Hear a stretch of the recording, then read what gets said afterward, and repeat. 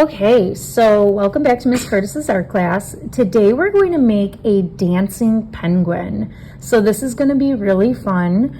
We're going to start with our frame and name. So let's start with either a curvy or a straight line.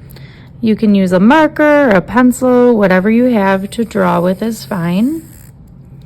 And we're going to write our first and last name at the bottom right of our frame. So Ms. Curtis. Okay, so towards the middle of your paper, I want you to make an oval shape. We're gonna start by drawing the body of the dancing penguin. So we're just going to do a very simple oval looking shape. It doesn't have to be perfect. And it's a little bit long. You can see it's like an elongated oval. The next step that we're going to do is we are going to draw the head of this penguin. I'm going to have my head of my penguin over towards kind of like turning to the right. It's going to be angled, so it's going to look like he's kind of moving all over.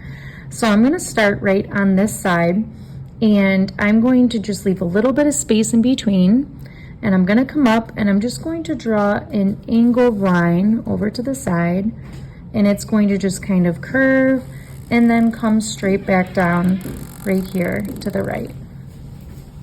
Okay, the next step that you're going to do is you are going to make the beak of that penguin. So that's just going to be a triangle shape, kind of coming out to the right side here.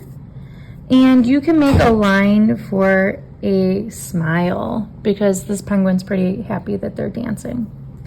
We're also going to add an eye. So you're going to make a circle shape, and inside of the circle shape, I just want you to make another circle and leave some white on the outside in here and then a tiny white on the inside, okay? So maybe just a little bit less. Right there is good. Okay, now we need to make his arms or her arms look like they're dancing, right? So over to this side, I'm going to draw an arm that just kind of comes up and curves over. It's curvy like this, and it's going to come back down. And then maybe an arm over to the right side that kind of comes down like this and comes up and over. So they're dancing, they're having a good time. And we want to leave a little bit of space for the white tummy here, right? Just like we did here. So we're going to come down just like this, and I'm just going to curve it out a little bit at the bottom. Same with on this side, come down, curve out a little bit at the bottom.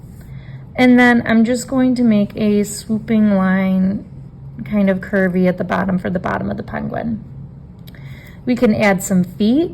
So I'm just gonna do 1, 2, 3. 1, 2, 3 for the little toes here. So now our penguin's got some feet.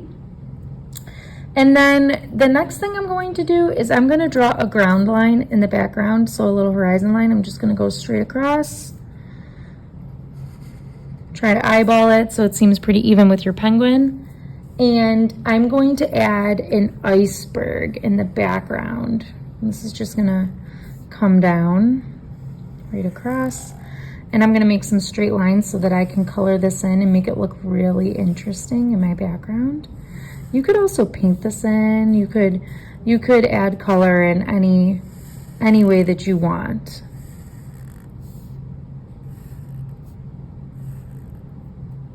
Okay? And maybe down here in the bottom right, I'll have another interesting kind of like icebergy shape. So I'm just gonna make a couple curvy lines here, and I'll just make some straight lines, a little pattern of those going across. I could also add some circles, and these could be snowflakes that are falling. Okay. Oops. All right, so now we're going to add some color. I'm going to use markers today, but like I said, you could use paint. You could color these in however you want. Maybe you want to use crayons. Crayons would be good too. Maybe I'll use crayons. We'll see.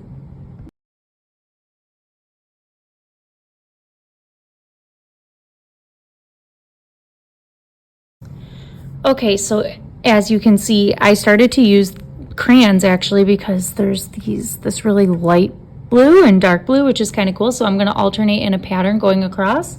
I'll use the light blue in front, black for the penguin, and yeah, I can't wait to see how yours comes out.